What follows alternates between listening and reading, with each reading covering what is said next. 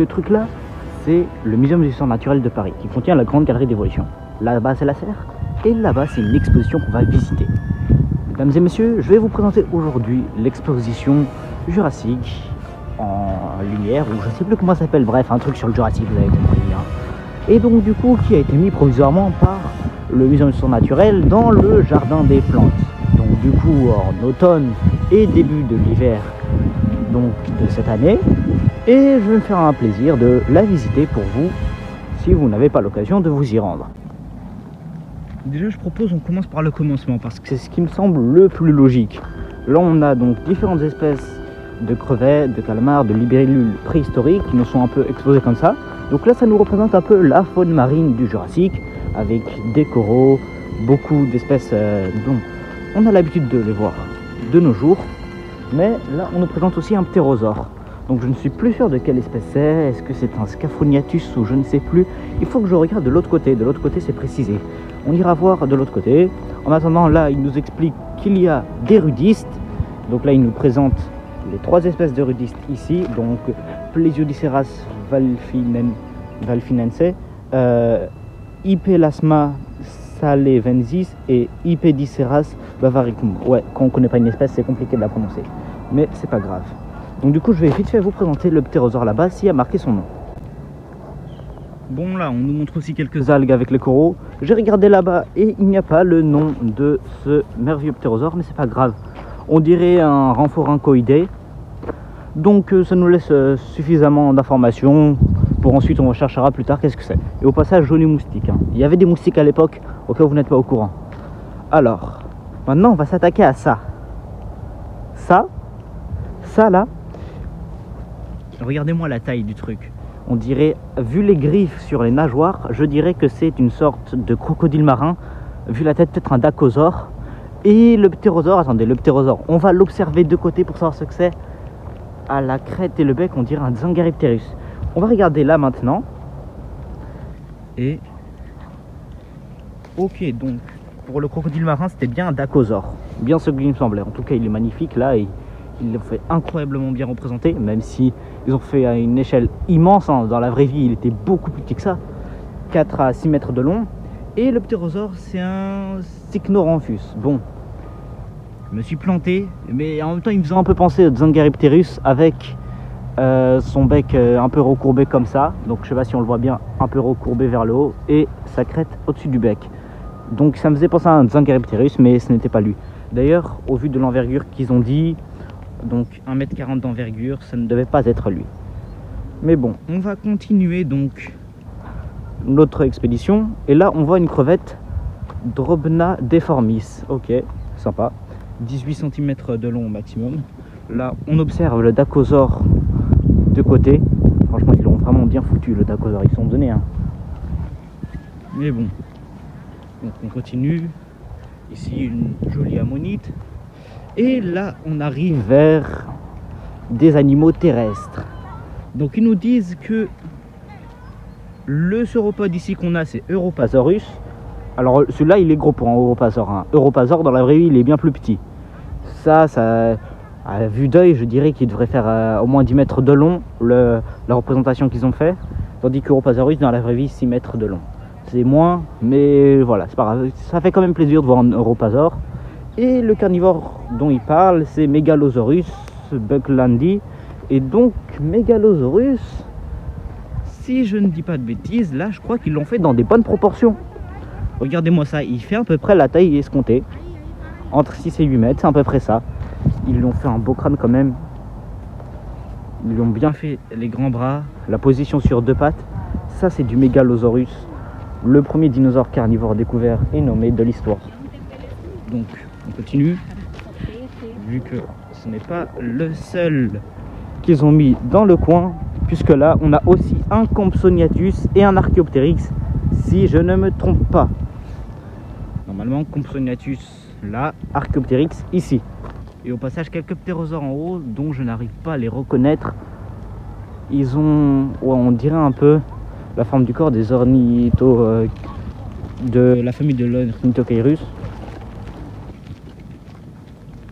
Donc, on contourne un peu. Je sais que là, c'est confirmé.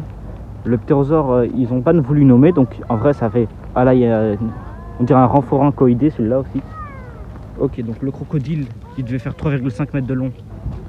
Il en fait le double, j'ai l'impression. Mais c'est un Aelodon priscus. Voilà. Ils nous ont précisé que c'était un crocodile marin, donc qui est assez éloigné des crocodiles modernes, il faut le noter. Parce que les crocodiles dans le passé, ils étaient beaucoup plus diversifiés. Là, aujourd'hui, ils sont beaucoup moins diversifiés que lors de la préhistoire, mais avant, on avait vraiment toutes sortes de formes de crocodiles. On continue avec pour la suite le Ceratosaurus. Donc, ici, ils l'ont représenté, Ceratosaurus, de 5 à 7 mètres de long. Alors celui-là, c'est un petit, il fait 5 mètres de long. Attends, 1, 2, 3. Il fait même pas 5 mètres. On va dire c'est un Ceratosaurus junéville. Mais c'est le carnivore le plus trapu proportionnellement à sa taille du Jurassique. Un vrai prédateur celui-là. Regardez-moi, ils ont assez bien foutu les dents. Voilà, franchement, ça fait plaisir. Même le design de l'œil et tout, les cornes. Franchement, et le voir en position de course aussi, comme s'il allait chasser, ça fait vraiment plaisir à voir ce Ceratosaure.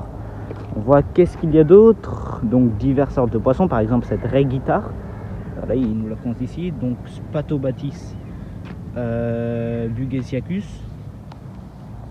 Là, ils ont encore foutu un Archaeopteryx. Alors bon, j'ai pas précisé tout à l'heure, hein, mais l'Archaeopteryx là-bas et l'Archaeopteryx là, c'était pas ça du tout leur vraie couleur.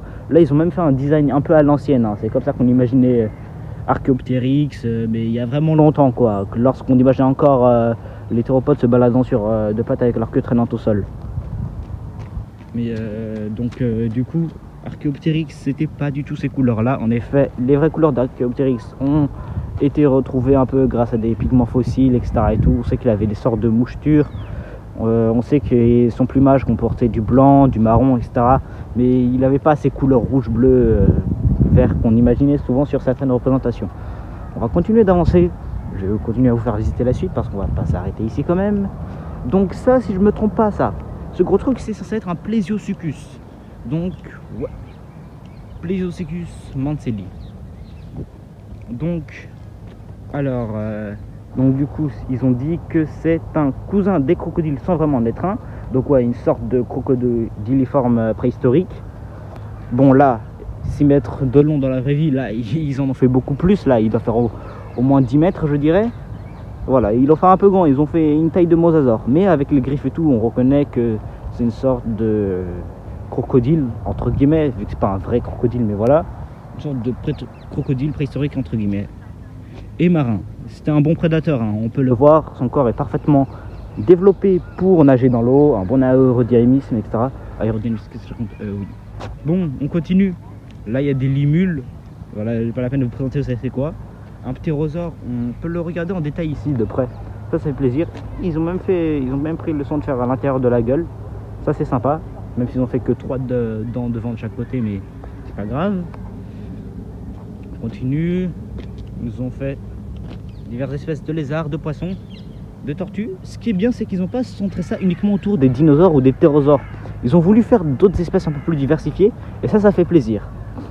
Donc pour cela, on va continuer. Ici, on a des plérosaures. Donc, c'est une sorte de petit reptile. Donc, voilà, il ressemble à une sorte de moitié serpent, moitié lézard. Mais non, c'était ni serpent ni un lézard. Et c'était une sorte d'animal aquatique. Comme on peut le voir à peu près à sa morphologie anguilliforme. Là, ils nous ont pondu le classique Brachiosaurus. On ne le présente plus, même s'il n'est pas taille réelle. Brachiosaurus, c'est du connu, tout le monde sait à quoi ressemblait un Brachiosaurus. Donc, on continue avec la suite, le fameux Ornitholeste. Là, en vrai, ils l'ont assez bien fait, hein. Ils l'ont fait légèrement grand, mais ils l'ont plutôt bien foutu, genre dans le sens où le plumage, il devait être à peu près comme ça. Ça me fait beaucoup penser à un droméosauridé. Mais en vrai, Ornitholeste, c'est vraiment quelque chose comme ça, hein. Regardez les pattes en position de comme s'il chassait, la queue bien avec les plumes tout le long, les sortes de bras, moitié ailes qui pendaient sur le côté. Ils nous ont conduit un bon Ornitholeste. Franchement, je pourrais rester là toute la journée à l'admirer, tellement ils sont beaux. Ils en ont fait donc un là, Et je crois qu'ils en ont aussi mis de l'autre côté, mais bon, pour l'instant, on se concentre sur nos autres dinosaures, tels que celui-ci. Si je ne me trompe pas, ça c'est un allosaure qu'ils ont voulu faire. On reconnaît à ses grands bras, sa grosse mâchoire, ses sortes d'excroissance osseuse au-dessus du crâne. Donc je sais pas quelle espèce d'allosaurus c'est. Par contre, Allosaurus jigmaensis ou Allosaurus fragilis, ouais, ils le disent pas.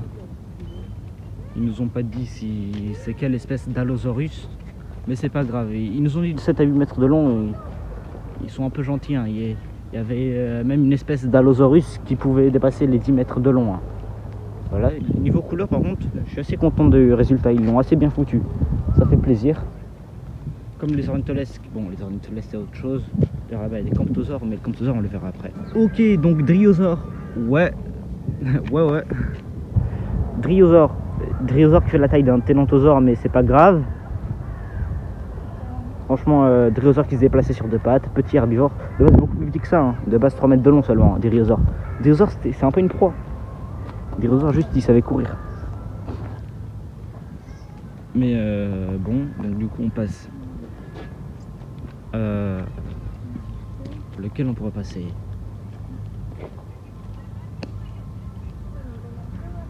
Donc Barosaurus.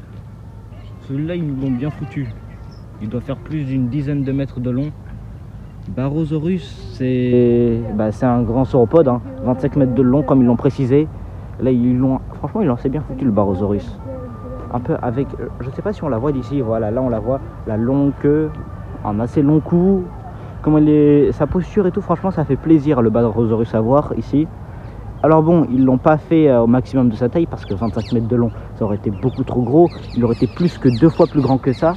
Et c'est énorme déjà on a vu le Diplodocus dans la galerie de paléontologie dans une autre vidéo et c'était immense. Donc le Barosaurus, on va se contenter de cette taille là. Mais ouais, de toute façon un herbivore géant c'est toujours pas mal. On n'a qu'à dire que c'est un Junéville dans le pire des cas. Et puis ça le fera. Là je vais passer à nos potes les dryosaures. Donc ils sont beaucoup. Voilà, je vous les ai déjà présentés. Donc on va revenir sur celui-là. Alors ça, je sais pas c'est quoi. Franchement, j'aurais dit un Allosaurus. Parce qu'Allosaurus il était là-bas il me semblait. Et le truc, c'est que je sais. Wesh, là-bas il y a des perruches. On est en hiver, hein. Votre place c'est dans la jungle les potes. Bon. Donc du coup je disais, je sais pas trop c'est quoi. Est-ce qu'ils ont voulu faire un Yankchuasaurus? Mais les crêtes c'est pas vraiment ça. Un Torvosaurus, mais il avait pas des crêtes comme ça justement. Allosaurus alors, et dans ce cas-là, là-bas, c'était peut-être un Torvosaurus et j'ai mal fait. Peut-être, je sais pas, il y avait un petit souci. En même temps ils se ressemblent en couleur, hein, mais c'est pas la même chose. Bon. On passe sur celui-là, Stegosaurus, donc voilà, ils n'ont pas précisé laquelle, Stegosaurus stenov, Stegosaurus ungulatus, une autre espèce, bref, mais c'est pas grave. Donc là, ils l'ont assez bien fait. Niveau des plaques, je vais compter 1, 2, 3, 4, 5, 6, 7, 8, 9, 10, 11, 12, 13, 14, 15, 16, 17, 18, 19, 20. Ils l'ont fait 20 plaques. De base, 17 plaques stégosaures. Mais c'est pas grave, ils l'ont fait les pics. Niveau couleur, ça va. Franchement, niveau couleur, il est bien. Avec les petites taches de bleu foncé sur le bleu clair, les plaques rouges, j'aime bien. Mais après, il ne devait pas être aussi coloré que ça.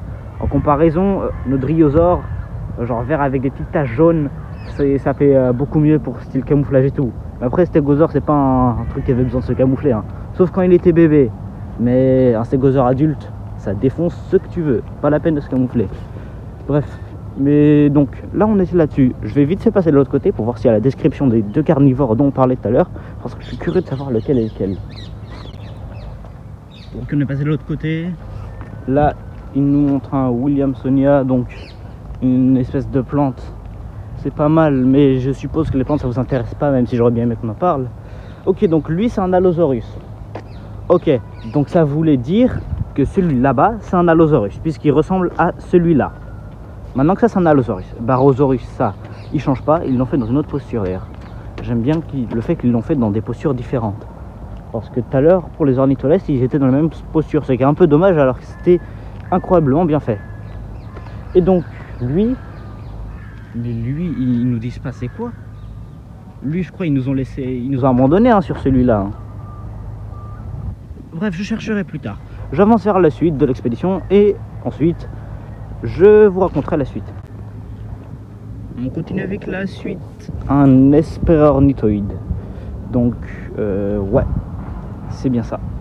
Là, ils l'ont foutu en train d'attraper un lézard. Franchement, j'aime bien ces scènes un peu de chasse et tout. Ça rentre un peu de dynamisme, un peu de réalisme. Pour les dents, mesquines, ils l'ont pas respecté, mais c'est pas grave. Plumage, par contre, j'aime bien. Le plumage un peu gris comme ça. Un peu rouge sur les bras, blanc. Ça fait pas mal. J'aime bien. Là, on regarde la suite. Je vous avais dit tout à l'heure que les crocodiles préhistoriques, ça n'a rien à voir avec les crocodiles modernes. Voilà. Alopus victor, comme ils en parlent, donc 1 mètre de long dans la vraie, donc beaucoup plus petit que ça. Mais regardez-moi cette forme. Des crocodiles. Enfin, des crocodiliens pour être précis. Enfin, c'est pas du tout les vrais crocodiles modernes. Hein. C'est comme comparer le Triceratops au Tyrannosaure. Hein. Ils étaient très éloignés.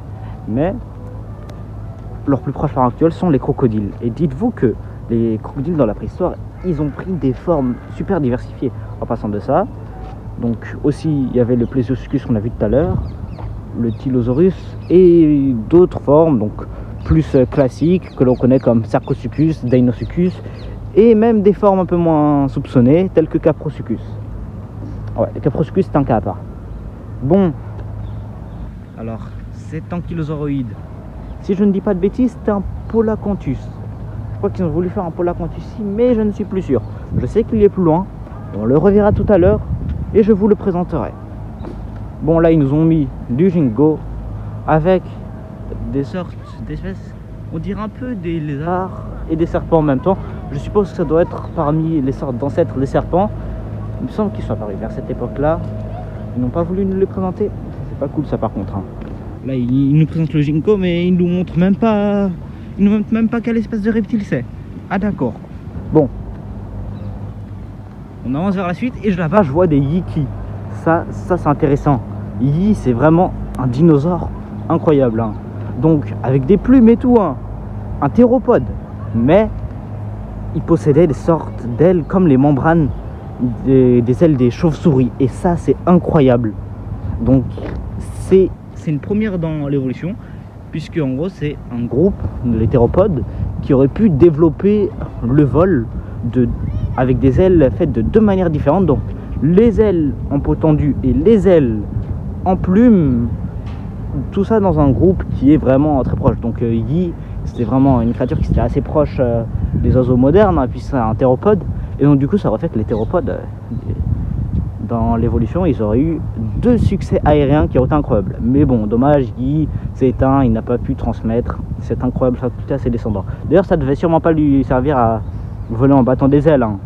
Yi, c'était un petit chasseur d'insectes comme il le montre là-haut. Franchement, j'aime bien la représentation. Et du coup, bah, il servait surtout de ses ailes, entre guillemets, pour planer, si je peux me permettre. Là, ils nous ont foutu toute une catégorie de mammifères préhistoriques sur un arbre. Franchement, j'aime bien voir d'autres créatures que les dinosaures, comme j'ai déjà dit, donc ça me fait plaisir. On a du Senchului, du Myopatagium furculiferum et du Agilodocodon scansorius. Voilà, je vous les montre à peu près tous.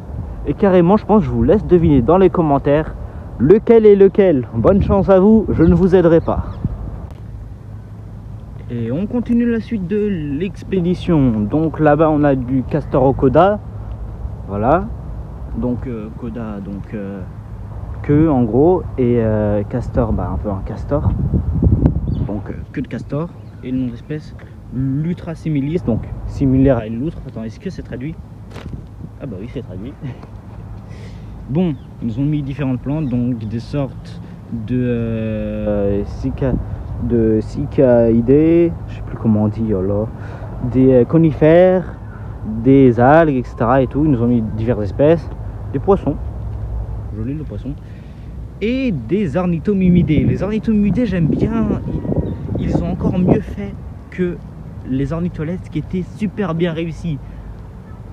Et en plus, je crois qu'ils ont mis du plumage sous le cou pour certains et pas de plumage pour d'autres. Ça fait qu'ils ont un peu comme différencié les mâles des femelles et tout. Ils ont mis des jeunes, ils ont mis tout en groupe. Ils les ont mis dans une posture un peu vivante, hein, genre un pied levé. certains moments, en train de pousser des petits cris par-ci par-là. Ils rappellent vraiment des autruches, hein. Et ils sont vraiment beaux. Là, regardez au niveau des plumes de la queue. Ils ont voulu les faire un peu dispersées, ils ont fait plus indépendantes que chez Ornitholest. Et même, il y a certaines plumes un peu au-dessus des autres. Pas des plumes bien visibles comme Ornitholest sur tout le corps, mais ils en ont fait à certains endroits et pas à d'autres. Et ça fait vraiment beau. Ensuite, qu'est-ce qu'il y a d'autre? Ah, un hippodonte. Voilà. Dans la vraie vie, il faisait juste 1 mètre de long, hein. Paniquez pas. Mais nos ornithomimosaures qui nous ont mis ici, franchement, ils sont vraiment beaux. Je dirais qu'ils passent devant les ornitholestes qui étaient pourtant incroyables, hein. Bref, passons à la suite. Et là, je vois un ornithichien, le Camptosaure. Camptosaurus, 5 à 7 mètres de long. Ils l'ont fait dans la bonne taille, hein. Il fait plaisir à voir ce Camptosaure, franchement, c'est une belle bébête. Bon. Donc ensuite, ils ont mis quoi? Neovenator. Ah, Neovenator. Ça, 7 mètres de long, ils l'ont foutu dans une bonne taille. Donc on a du Neovenator, une sorte d'alosauroïde qui était même assez proche des Carcharodontosauridae. Mais bon, ils nous l'ont plutôt bien fait. Un mammifère volant. Il est bugué le mammifère. Bref, on revient sur nos Camptosaures. Franchement, ils ont super bien fait, les Camptosaures aussi, les plis de la peau. Le Neovenator, il me fait plaisir en fait. Même si là, on s'approche un peu dangereusement du Crétacé. Et je sais que ce n'est pas fini, donc on avance vers la suite. Et là-bas, on a un Stégosauridae et un Polacanthus, si je ne dis pas de bêtises. Des petites bébêtes comme des Docophosaures ou Polacanthus. Voilà, là ils nous ont bien confirmé l'Ankylosauridé Polacanthus. Ça fait plaisir. Le Polacanthus, là ils l'ont foutu dans une représentation un peu plus réaliste. 5 mètres de long, ils l'ont fait plus petit. Là-bas ils l'avaient fait énorme le Polacanthus. Mais là ils l'ont fait à peu près sa vraie taille, hein. Mais regardez-moi ces pics. Franchement, c'est une espèce super bien protégée contre les prédateurs, comme tous les Ankylosauridés, comme tous les thyrophores d'ailleurs, puisque ça, c'est Dacenturus, le plus grand stégosauridé qui ait jamais existé, enfin, que l'on connaisse en tout cas. Il avait un long cou, une petite tête, donc ça c'est caractéristique. Beaucoup de stégosauridés avaient un long cou, contrairement à Stégosaure, c'était peut-être l'un qui avait parmi les coups les plus courts. Et il y a bien les picopoux de la queue, un long animal qui devait difficilement se faire agresser, ou en tout cas le prédateur soit il avait faim, soit il tenait pas la vie. On avance, et là je vois un Épidexiptérix, donc une espèce assez proche du Yiki. Ça me fait plaisir, avec sa courte queue, ses longues plumes, ses grands bras. Épidexiptérix, il était beaucoup plus petit dans la vraie vie, sûrement un mangeur d'insectes. On passe sur d'autres mammifères. Le gros là je crois c'est du Rhypenomamus. Ouais, Rhypenomamus, bon là on est entré en plein dans le Crétacé du coup. Eomaya, du coup ça, l'un des premiers placentaires pareil. On est en plein dans le Crétacé, mais ce n'est pas très grave. On va avancer et il y a quelque chose d'impressionnant que l'on va voir tout de suite. Là on a la statue du stégosaure classique qui est tout le temps là. Ils se sont donnés pour celui-là, hein. Turiasaurus, un géant de 25 mètres de long, et là ils l'ont assez bien représenté. Peut-être ils l'ont fait plus que 25 mètres là, non? Si. Attendez, j'essaye de me représenter. 1, 2, 3, 4, 5, 6, 7, 8, 9, 10, 11, 12, 13, 15. Si, ils l'ont bien fait 25 mètres de long. Vous vous rendez compte à quel point c'est énorme? Il doit faire au moins 10 mètres de haut là. Impressionnant. Long queue, un long cou, des hautes pattes. Bon, 25 mètres, j'ai mal compté parce que je suis un peu loin quand même. Je sais pas si tu es au-dessus de lui. Mais il fait à peu près une taille réaliste. Ils l'ont assez bien fait, hein, franchement. Dommage que je sois pas venu la nuit parce que je l'aurais vu la nuit. Celui-là, il est incroyable. Ils lui ont fait un décor à lui tout seul. Une libellule pour l'accompagner. Et franchement, quand on regarde à côté du bâtiment, non, le coup il doit au moins arriver à la fenêtre là-haut. La tête, elle arrive à la fenêtre là-haut. Ça, c'est sûr et certain. Imaginez, vous voyez ça. Imaginez que vous êtes à la préhistoire. Imaginez que vous êtes au Mésozoïque et vous voyez ce genre de créature. débarquer. Vous voyez, vous marchez juste à côté de ça. Ils vous remarquent même pas. Ça se trouve, ils pourraient vous écraser ou vous tuer sans se rendre compte qu'il vous a marché dessus. Vraiment incroyable. Et on termine avec du classique iguanodon. Ouais, celui-là, c'est normal, c'est un bébé. L'adulte, il est là. Ça, c'est du iguanodon. Bien grand, bien haut. Il est plus haut que moi, là, quand même, l'iguanodon. 9 à 11 mètres de long. Celui-là, il doit faire au moins 7 mètres. Hein. Ils l'ont bien foutu avec la griffe et tout. Une belle espèce, iguanodon. Regardez sa tête un peu. C'était des sortes un peu de chevaux sauvages du Jurassique qui broutaient par-ci, par-là, qui mangeaient des plantes, nombreux, qui vivaient peut-être en troupeau et qui se faisaient parfois agresser par certains prédateurs pas très cool. Mais iguanodon, c'est vraiment une espèce super répandue. Par contre, c'est aussi l'un des premiers dinosaures découverts. Et le problème, c'est que notre iguanodon bernisartensis qui est là, il date du Crétacé. Donc là, on est définitivement entré dans le Crétacé. Hein. Expédition Jurassique, mais au Crétacé, je comprends pas. Ils nous ont fait quelques crocodiliformes là, on dirait un peu des gaviales. La mâchoire il est super bien fait celui-là, je trouve. On va faire un autre sauropode et je propose qu'on avance vers la toute dernière partie de l'expédition. Et voilà, là c'est cette l'entrée principale. Là, ils nous ont mis plusieurs espèces de mammifères, des archéoptéryx, des plésiosaures et une école maternelle qui nous accompagne. Donc on va pas filmer les gosses parce que à tout moment ça démonétise ma vidéo qui ne sera même pas monétisée. Donc c'est pas très cool ça. Regardez l'arbre, regardez, j'ai oublié de les montrer plus tôt, alors les voici. Ils nous ont mis plein de petits ophtalmosaures en haut. Franchement c'est stylé ça. Tous ces petits ophtalmosaures. Voilà, ça nous fait un peu un côté marrant. Sans compter les méduses là-bas, mais on s'intéresse plus aux ophtalmosaures nous. Bref, cette vidéo est terminée. J'espère que la visite vous aura plu. Je repasse devant le Thuryazore parce que c'est quand même une magnifique bubette, plus grande que l'arbre là, à noter. Donc j'espère que cela vous aura plu. N'hésitez pas à lâcher un like, à vous abonner, parce que si vous vous abonnez pas, je gagne pas des abonnés moi. Et je vous dis à la prochaine, peut-être une nouvelle expédition, je ne sais pas où, mais on verra. Proposez-moi des idées dans les commentaires. Encore aucun rapport, mais je passais devant, alors j'étais obligé de les filmer. Des wallabies, ouais, c'est stylé. Et ceux qui sont pas d'accord, je m'en fous. Les wallabies, c'est trop stylé. Moi, je regardais là-bas, il y en a deux.